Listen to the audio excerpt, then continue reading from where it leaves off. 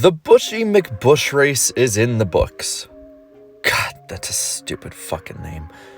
And with this race finishing up, it was Kyle Busch who came home with the race trophy. This is in large divergence from the last year and a half of his performance. One win is big, but in the grand scheme of things, it's merely one win. So let's rewind to 2019. On a sunny afternoon in Long Pond, Pennsylvania. Boy, I mean, to me, these guys have put together a pretty flawless day. I mean, they lost some track position, but otherwise they have been flawless throughout this day.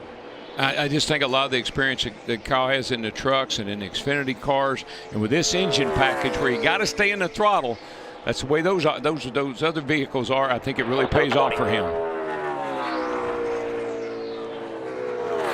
Last lap by, he was still the fastest car on the racetrack by 0.5 of a second over Brad Keselowski. Kyle Busch for Toyota and Joe Gibbs Racing wins the Pocono 400, his 55th career win, tying Rusty Wallace for 9th on NASCAR's all-time win list. At this time, this was Rowdy's 4th win in only 14 races in the 2019 season. You'd be hard-pressed to convince anyone that he'd only get 3 more race wins over about the next 2 years. Fast forward to Homestead of the same year.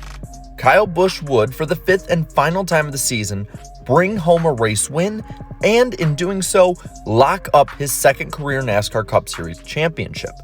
While a great accomplishment in its own right, it masked an interestingly shocking stat. Kyle Busch was winless for nearly 5 months before his championship clincher on that warm November night in Miami. This was only further shown in 2020, as it took him 34 races to lock down his next victory, this time at the Texas Motor Speedway, nearly a year later. And then, the following win would, of course, be May of 2021 at Kansas on his birthday. But like I said before, a win in the grand scheme of things is merely just one win. A closer look is needed for more than just major victories. In the 21 races in 2019 that Busch didn't win, he still had 8 top 5s, 13 top 10s, led 819 laps, and averaged a finish of 11th. He still was quite a good driver, but the cracks were showing. So now we head into the up-close stats of the 2020 season.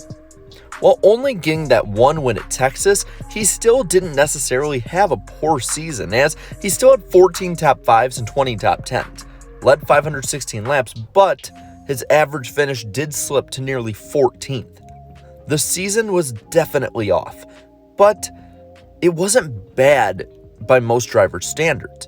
It was bad by Kyle Busch standards. But that isn't to say that he wasn't having bad luck or bad situations while running up front for wins. Boyer won the race. Jeff would interview him wearing this beautiful Chiefs jersey. Well, they've got to survive this 4-wide racing that's going on right now. And I got to say, I think right now I'm going to want 4 tires, not 2 tires, because business is picking up. Kyle Busch getting shuffled. Kyle Busch shuffled back to 16th. Oh. And it's trouble with the 18 for the defending NASCAR champion, Kyle Busch. Tire rubber blowing up. Vince. They came on the radio and told Kyle Busch he had a tire rub. That was the issue coming to pit road.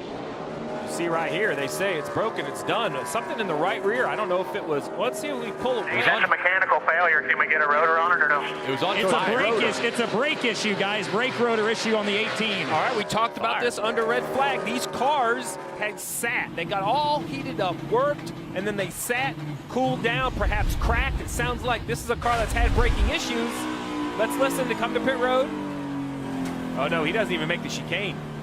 He's trying to mash the brake pedal. There's nothing there. Which tells me if you fail a rear rotor.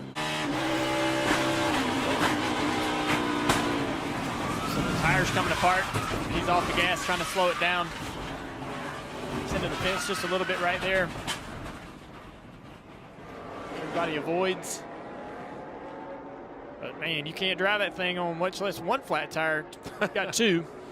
Even with this, it still wasn't a good sign.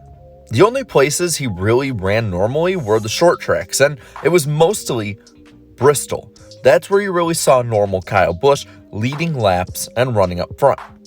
But 2021 looked to hold a bit more hope.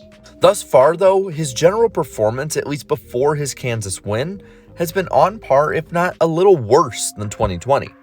But so too is his luck. While only having 3 top 5s and 6 top 10s through 11 races, he's still run better than many see. For instance, at Bristol Dirt, early on he had to pit out of the lead due to dirt buildup on his grille. He never recovered from this fully, and he finished 17th. So who knows what difference that track position he had early in the race could have given him. At Phoenix, he was turned by Ross Chastain, helping lead to a 25th place finish and putting him 1 lap down. At the Daytona Road Course, he had a top 10 run soured towards the end of the day as well. So given the little luck that this team has had, he still has a top 10 team. So in general, speed is there, and I think he's back in that regard. But in true Kyle Busch performance, he most definitely is not back. So far this year, he's led only 34 laps, with 20 of those coming in his win yesterday. His first laps led came in the ill-fated Bristol Dirt race, and then he led 1 lap at Richmond and 6 at Talladega. This is a far cry from leading over 1,500 laps in the 2019 season. But what's important to note here is that the number 18 Camry is more consistently running in that 4th to 9th place range as the season progresses. Unlike 2020, he's getting faster as the season goes, and if it continues, he will be much more heavily focused in the championship conversation towards the end of the year. The increased speed with the 550 horsepower package could help his regular season performance. He's had finishes of 10th, 3rd, 5th, and 1st in these 550 horsepower races, and he can probably hope to get more playoff points as the season goes, with a higher points position at the end of the regular season, stage wins, and of course, race wins. This also will help in the playoffs at the 3 550 horsepower races, including 2 of those in the round of 8. The focus now needs to be on improving the 750 package, which makes up 6 of the final 10 races. So for me, the verdict would be that Kyle Busch's win shows that he's about 70% of the way back to normal. While the speed is returning, there still needs to be work done on both leading laps as well as getting faster in the 750 horsepower tracks. But breaking through early in the season with a win is an enormous step towards getting back to his 2019 and previous elite self. But that's just what I think. I want to know what you think of Kyle Busch's performance so far in 2021. Do you think Kyle Busch is back, or do you think he's not? Let me know down in the comments below. While you're at it, leave a like on this video, share this video, and subscribe to my channel for more great NASCAR content like this. And until next time, have a good one.